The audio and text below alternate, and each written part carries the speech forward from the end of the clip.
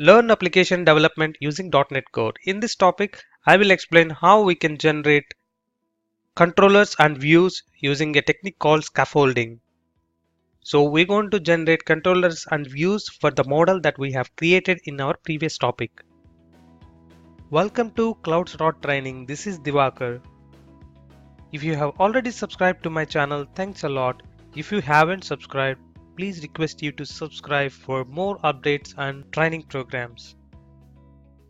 If you are following along the series, if you remember in the previous topics, I have created a new MVC project by using the default MVC template and created a content class to store the entities and a core SEO database context, which is related to entity framework.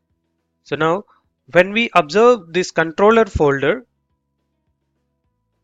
this is the home controller that comes by default with the MVC template.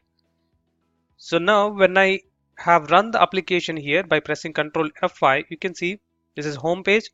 When I click on about, the URL navigated to home/about. And when I click on contact, it is home/contact. So now the same folder structure you can find under the views, home, and this is contact. Here we can see the contact.cshtml file. This is the file which is displaying here in this route. Now the idea here is to create another link here called content, and when we click on that link, we need to display the list of the contents available, and we need to have edit, add new, delete options as well. So for that, come to the controller folder, right click, add controller. There are some default options to generate the controllers. So this is empty and controller with read and write actions and controller with views using entity framework. So this is what we are going to use. Click on it, select add. We need to select the model here. And if you remember, the name of the model is content here. This is what it is showing. And the context class is, the Visual Studio IDE is smart enough to pick the context class from the data folder here.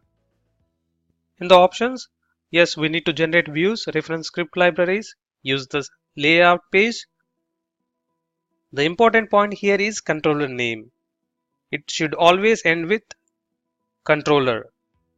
And when you notice, the model class names are singular and the name of the controllers are plural. Click add. You need to notice this section here. It has generated contents folder and a new controller called contents controller.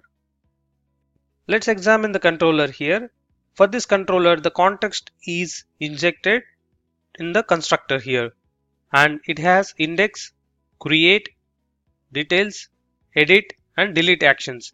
You can see index, create, details, delete, and edit actions. For each and every action, there is a corresponding CSHTML file in views content folder.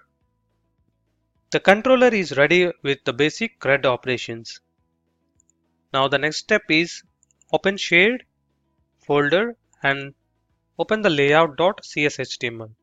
In this, go to navigation page. Here, if you remember, this is the home, about, and contact links we have seen in our application. So here, add another link. This link is referring to the controller contents, and the default action is index, and the name of the link is contents. Build the application and hit Ctrl F5. Then we should be able to see the navigation link in the menu. When we click this link, we will get an error because the database is not ready yet. We haven't manually created the database, or we haven't used the concept called database migrations and created a database and migrated the required changes to the database. The next topic, I'm going to create a new database using database migrations.